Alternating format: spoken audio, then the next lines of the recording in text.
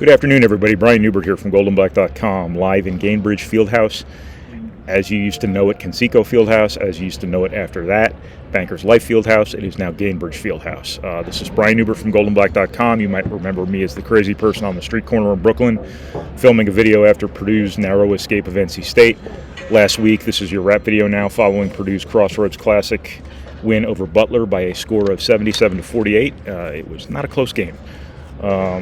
Thank you to the Purdue Union Club Hotel and the 811 restaurant for your support of this silly little endeavor that we do. We'll dive right into it here. I think this was exactly what Purdue needed. I think Purdue needed to get back its mojo, its momentum. I don't like the word swagger because I don't think it's the same thing as what I'm trying to talk about here. I don't know what word is best to use. Mojo is probably best, but that sounds... I feel like there's some sort of double entendre to that. I don't know. However you want it, whatever term you want to use, I think Purdue got its legs back under it here today. I think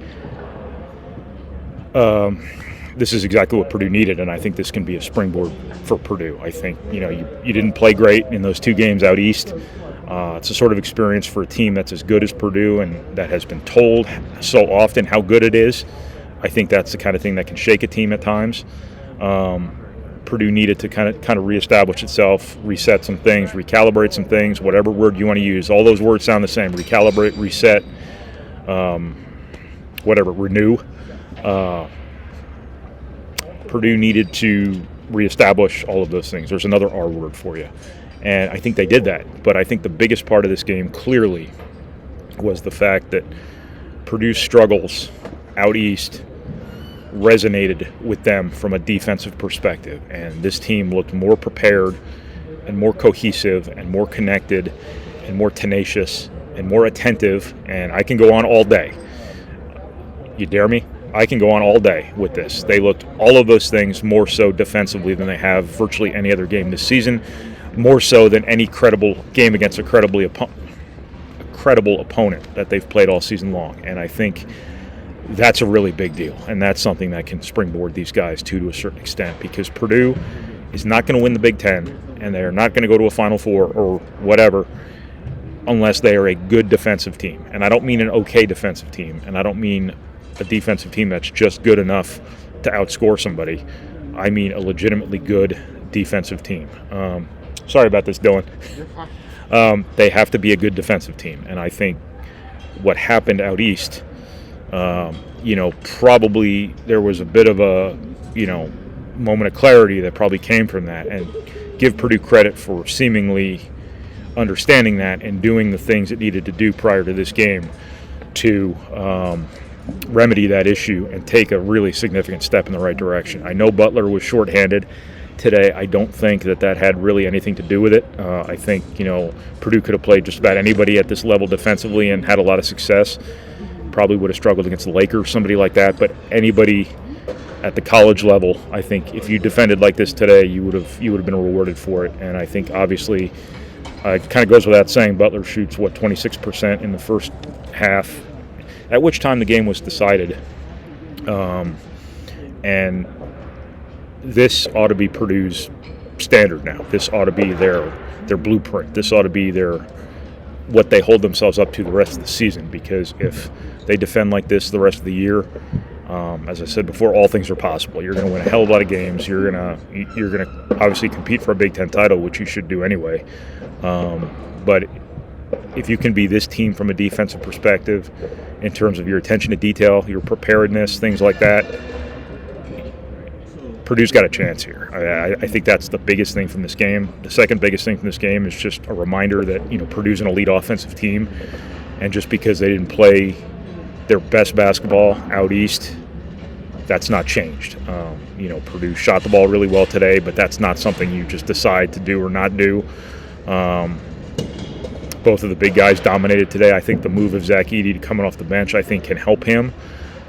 Shouldn't be any concern about Travion Williams obviously handling starting or being relied upon to start games, things like that. But I think that move was a no-brainer, to be honest with you.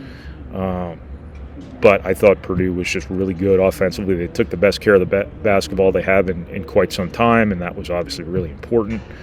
I thought Jaden Ivey was obviously special tonight, from not just from a shooting perspective, but I've wondered what would happen if Purdue ever faces a zone. And there's a reason Purdue doesn't get zoned. It's because they've been roasting it for years. They have shooters, they have big guys who can pass, and they're just a really bad team to run zone against. But Butler had to do something, I guess, so they went to a zone in the second half, and that's the sort of thing that can impact a player like Ivey when the lane's all gummed up by zone. It can make things tough on a player like that. But he's making such good decisions this year, all of that stuff, that he did a really good job against it. And he made some really, really nice basketball plays in addition to the scoring.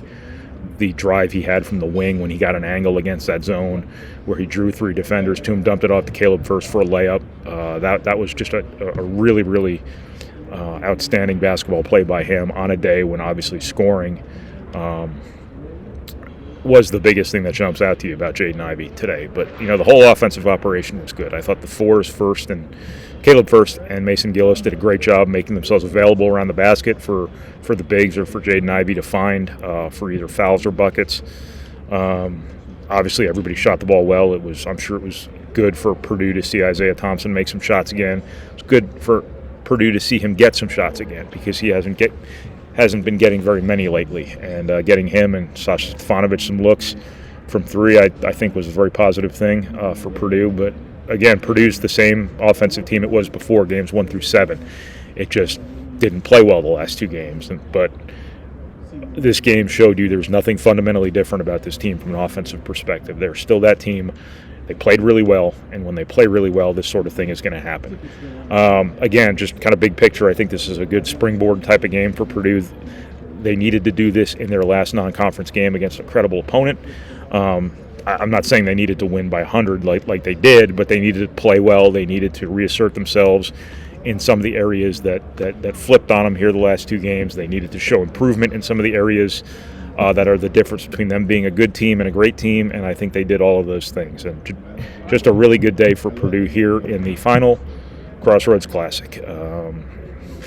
Normally cite some Eric Clapton cover lyrics here, but they aren't pertinent this particular year. So that's what I got from this game. That's only a 7.5-minute rap video. Thank me later. Thank you for watching, thank you for reading, and thank you for listening, and thank you for processing our materials, however you process our materials. And thank you once again to the Purdue Union Club Hotel and the 811 Restaurant for your continued support. And my apologies once again to Dylan over here, who's trying to work while I'm doing this asinine thing I do. Thanks, everybody.